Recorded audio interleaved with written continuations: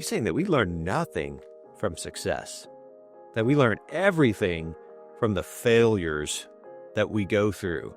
From, as he said, being rubbish is an important thing. It reminds us that, we need to work through the mistakes that we make in order to become our best selves, in order to do our best work and really have our greatest successes. So we need to learn to celebrate our failures, and maybe more importantly, as teachers, we need to learn how to teach our students to celebrate their failures so that they can learn, so that they can progress towards success.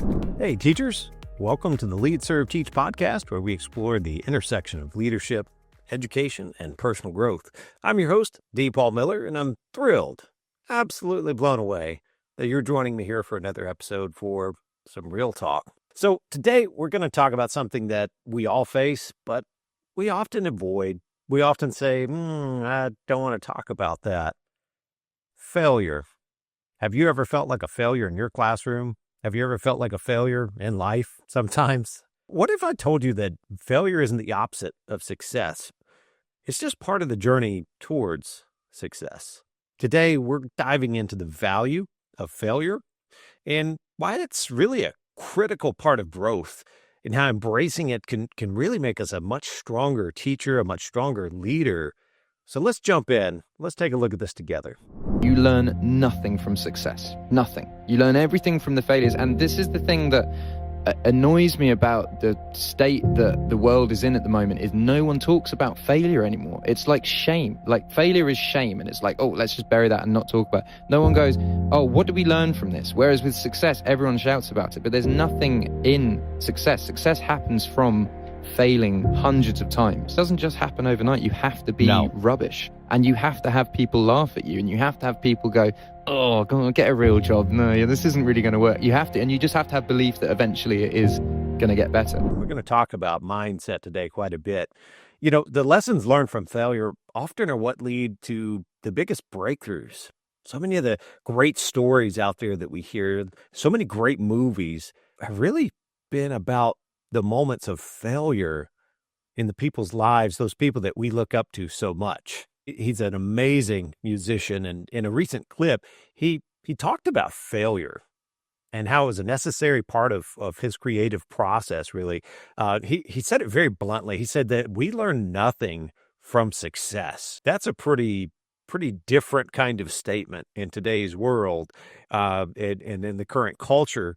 It's all about success. We get so laser focused on success sometimes. And again, especially in this world of education with so much data and so many reports and so many technology tools that we can use now, we can really get focused on just that final product of success that we're looking for. But in Ed's perspective, he's saying that we learn nothing from success, that we learn everything from the failures that we go through. From, as he said, being rubbish is an important thing. It reminds us that, we need to work through the mistakes that we make in order to become our best selves, in order to do our best work and really have our greatest successes. So we need to learn to celebrate our failures. And maybe more importantly, as teachers, we need to learn how to teach our students to celebrate their failures so that they can learn, so that they can progress towards success. So let's look at this idea. Let's look at this mindset as teachers. I think one of the first things we need to do is really look at failure and reframe failure as simply feedback. Again, one of my favorite statements from one of my best friends and a great author, a great speaker, Jack Canfield, the co-author of the Chicken Soup for the Soul series, so many of his speaking opportunities, speaking engagements. He would say that failure is just feedback. And he would follow it up with just saying, life is giving you feedback when you fail. Nothing more. Don't read into it anymore. Don't internalize that you are a failure. I think our world oftentimes will tell us that when we mess up, we make a mistake, we have a failure, and we internalize it. We become a failure in that moment, and that's just not the truth. It's simply this idea that, we tried something, we took action, and now we're getting feedback. It could be positive, it could be negative, The most important thing is, how are we going to use that feedback? It's feedback. It's like data in many ways. So ask yourself, what can I do differently the next time I fail? What can I do differently the next time I make a mistake? For instance, as a teacher, if a lesson doesn't land really well with your students, if it just doesn't get to that intended objective, that intended goal, instead of labeling it a failure, why don't you reflect on why this happened?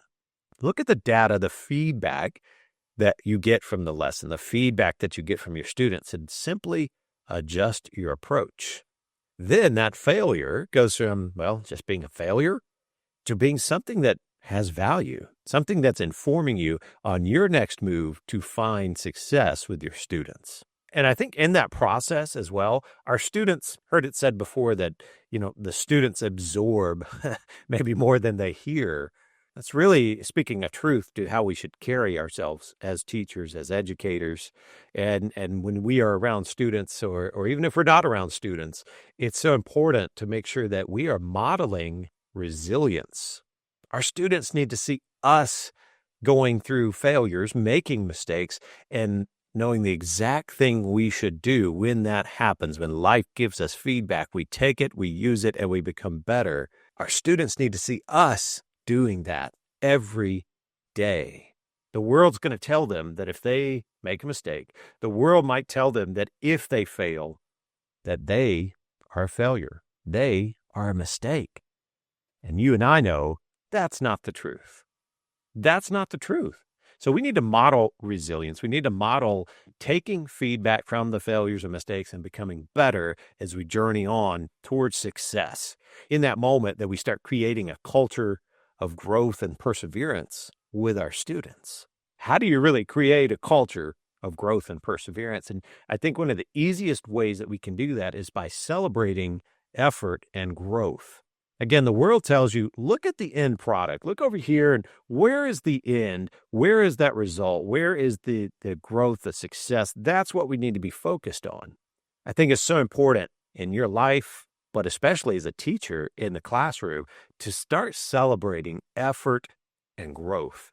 Instead of fearing failure, focus on celebrating the effort and the willingness for our students to try something new. Man, that is going to drive them forward. They themselves will not fear the failure. They're not going to fear the result. They're going to take the result, whatever it is, positive or negative, good or bad, and they're going to use it to become better. And that's really when growth happens. Growth happens in this stretch zone, not in our comfort zone. And we've talked about that before here on the Lead, Serve, Teach podcast. Just like Ed said in his video, you don't learn anything from success. You learn everything from failure. That's almost saying, hey, we should celebrate failure. Different mindset, an awesome mindset. And I believe we as teachers, when we celebrate the effort and the growth that our students are doing, we're really creating a growth mindset. Early in my career, we had a team come in from the State Department of Education, and they shared with us Kagan strategies. We had seen Kagan strategies implemented at the elementary level and some at the middle school level. And this was a different push to try to get us rascally high school teachers to implement these Kagan strategies. It was all about engaging our students. That was the goal. It was a good plan. It was a good purpose, right? As a good teacher, I sat back and said, you know what? I'm going to give this a go. I read part of the book and I said, oh, these Kagan strategies, I'll give it a go. I'll implement this. I remember the first time I was doing this in a classroom. I remember the first class I was trying it with, there was about 30 students in this room, and I was going to have the students move from zone to zone, from workstation to workstation. And I thought I had this phenomenal plan. I remember implementing it. They were going to move from station to station and analyze these important documents in the founding of our government, the founding of our nation. And I had the perfect plan in place. I remember rolling it out, and I remember taking 30 high school students, 30 senior high school students, and having them move about the room in these groups. And by the time it was said and done, part of it was, well, a lot of it was my fault. I really didn't prepare them for it. I didn't tell them how it's going to operate. I didn't give them much background on why we were doing it. I just said, hey, this is what we're doing today, and I'm so excited. Let's go. And I remember by the end of the class, there's papers on the floor, there's pencils on the floor. Some of the students are, they're bumping into each other, they're moving, they're laughing, they're getting off track. And, by the end of the lesson, I'm sitting there going, wow, what a failure. And for a few moments, I even said, I don't think Kagan strategies are that good. I don't know if they can work in my classroom. I had to sit back and say, okay, this experiment is giving me feedback. This failure is giving me feedback. And the very next class, again, another group of 30 seniors taking this U.S. government course, I, again, had the same plan. But in that moment, I said, you know what? I don't think this is the best idea in this small, tight environment to use this specific Kagan strategy, but I can alter it just a little bit, make one switch. And instead of having the students move around, I could be the one that would simply move the documents around from station to station and simply keep the students there. Is it exactly how the Kagan strategy was supposed to work? No. But did it lead to a more controlled environment where there wasn't as much time wasted and the students actually spent more time focusing on learning the content? Absolutely yes.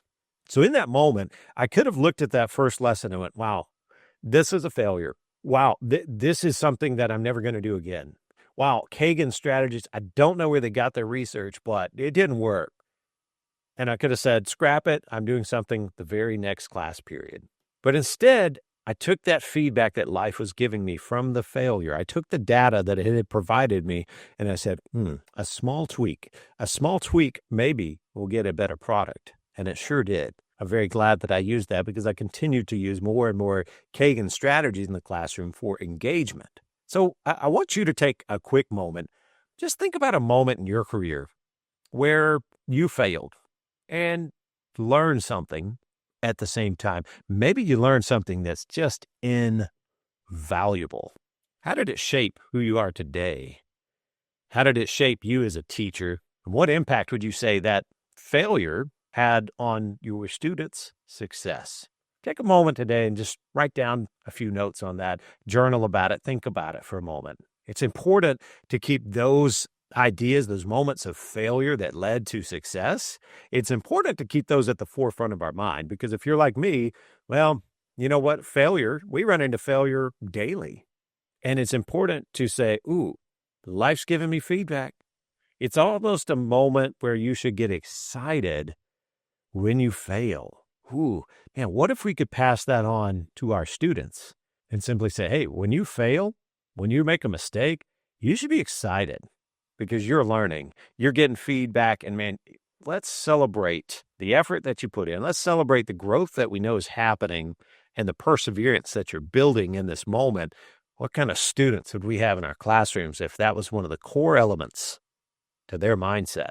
And so as far as some takeaways for today, some practical things that you can do for your classroom specifically, I want to encourage you to purposefully every day, start taking a few minutes every day to think about how can I create a growth mindset culture in my classroom? How can I find specific ways as the teacher, as the leader in this classroom, how can I praise the effort and the problem solving, the perseverance, the growth, and not just the results? How can you incorporate some reflection time after lessons to kind of analyze what worked and what didn't work?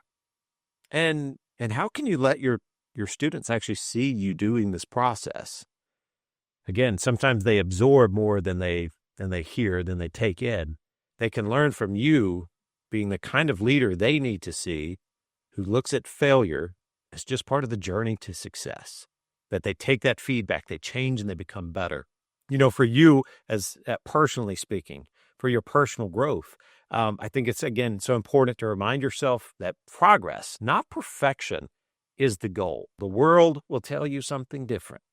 The world, TV, magazines, social media will tell you that perfection is the goal. But it's not. It is not. I promise you. It is the progress, the growth, the learning that happens through failure. That That is what progress is. That is what success looks like.